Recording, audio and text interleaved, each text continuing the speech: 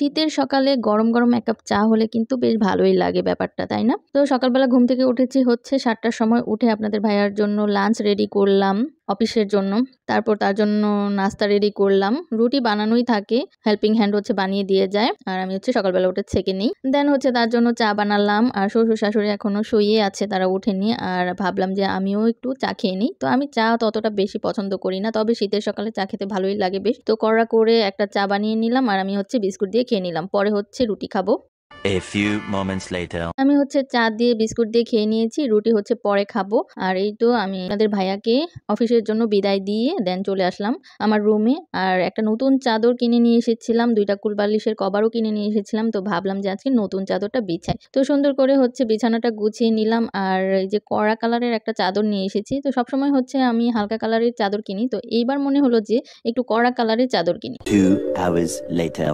দেন হচ্ছে বিছানা গুছিয়ে তারপর শ্বশুর-শাশুড়ি উঠলো ঘুম থেকে। তারপর তারা নাস্তা করলো। তারপর শাশুড়ি মা বলছিল যে, "বাজার করতে হবে, চলো বাজারে যাই।" তো দেন বউ-শাশুড়ি মিলে চলে গিয়েছিলাম বাজারে। কিছু মাছের প্রয়োজন ছিল আর মাংসরও প্রয়োজন ছিল। তো গরুর মাংস শেষ হয়ে গিয়েছিল। তো গরুর মাংসও নিয়ে আসলাম। তারপর চিংড়ি মাছ নিয়ে আসলাম। খাসির মাংস নিয়ে আসলাম। তারপর রুই মাছও নিয়ে এসেছি, কাতলা মাছ নিয়ে এসেছি, চিংড়ি মাছ নিয়ে এসেছি। তো এখন হচ্ছে আমি সবকিছু হালকা, হালকা করে ধুয়ে নিয়ে তারপর হচ্ছে প্যাকেটিং করে রেখে দেবো। কিছু আমি আলাদা প্যাকেটিং করে, করে রেখে দিয়েছিলাম। যেহেতু দেরি হয়ে যাচ্ছে তাই আর আপনাদের সাথে এগুলো শেয়ার করিনি। তো সবকিছু গুছিয়ে নিয়েছি। দেন চলে আসলাম রান্না করতে। আর রান্না করতে, করতে আজকে অনেকটাই দেরি হয়ে যাচ্ছে। কারণ বাজারেও চলে গিয়েছিলাম, দেরি হয়ে গেছে। দেন ভাবলাম যে যেহেতু বাজার করে নিয়ে এসেছি টাটকা, টাটকা আজকে সবজি দিয়ে আর হচ্ছে রুই মাছ দিয়ে, ফুলকপি, শিম, টমেটো দিয়ে একটা তরকারি রান্না করি। শীতের এই সবজিগুলো দিয়ে মাছ দিয়ে রান্না করে খেলে কিন্তু বেশ ভালোই লাগে। আর এদিকে আমার শাশুড়ি হচ্ছে চিংড়ি মাছগুলো কেটে নিয়েছে। তো আমি একটু ভিডিও করলাম।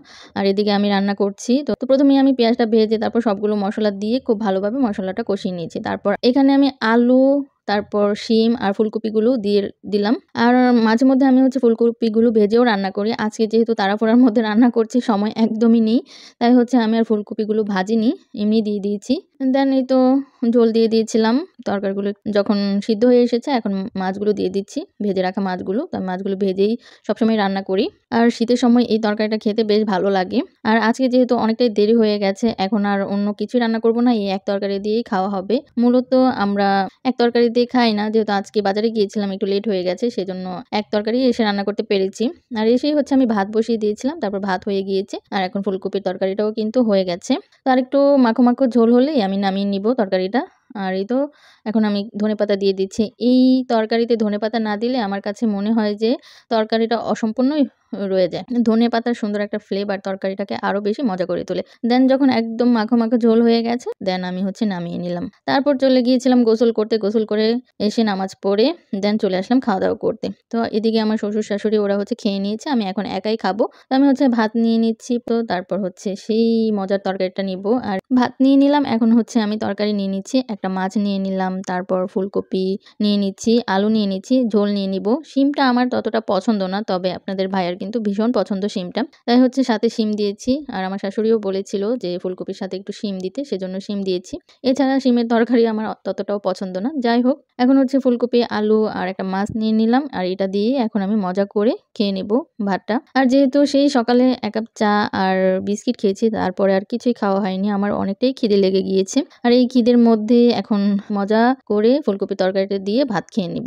আসলে সময়ই পাইনি। চা আর বিস্কুট খেয়ে তারপর বাজারে চলে গিয়েছি। এসে আবার বাজারগুলো গুছিয়ে দেন রান্না করে সময়ই পাইনি। তো এখন হচ্ছে মজা করে খাচ্ছিলাম। আর যেহেতু মাছটা ছিল একদম টাটকা, বেশ ভালোই লাগছিল খাবারটা। তো একটা মাছ দিয়ে তো আমার হচ্ছিল না, তাই আরেকটা মাছ নিয়ে আসলাম। এখন কাঁচামরিচও একটা নিয়ে এসেছি, আরও কিছুটা তরকারি নিয়ে এসেছি। নিয়ে এসে এবার বসেছি মজা করে খেতে। আর জানি না এখন ইদানিং আমার কি হয়েছে, কাঁচামরিচ ছাড়া আমি ভাত একদমই খেতে পারি না। আর রুই মাছটা বেশ মজা লাগছিল, তাই আরেক টুকরো মাছ নিয়ে এসেছি। অনেকেই বলেন যে শ্বশুর-শাশুড়ির থাকলে নাকি মন মতো খাওয়া যায় না বা নিজের মতো করে চলা যায় না, খাওয়া যায় না। আমার বেলায় কিন্তু ব্যাপারটা একটু অন্যরকম। আমি কিন্তু নিজের মতো করেই চলি এবং নিজের মতো করেই সব কাজ করি। আমি আল্লাহর দরবারে অনেক, অনেক শুকরিয়া জানাই। আলহামদুলিল্লাহ আমি সেদিক দিয়ে অনেকটাই হ্যাপি আছি। আমাকে বাধা দেওয়ার মতো কেউ নেই। হাসব্যান্ডও যেমন সাপোর্টিভ, তেমনি আমার শ্বশুর-শাশুড়িও অনেক সাপোর্টিভ। যাই হোক, আলহামদুলিল্লাহ সবকিছুর জন্য। তো আমার আজকের এই ব্লগটা এতটুকুই। আপনাদের কাছে কেমন লেগেছে অবশ্যই কমেন্টস করে জানাবেন। আল্লাহ হাফেজ।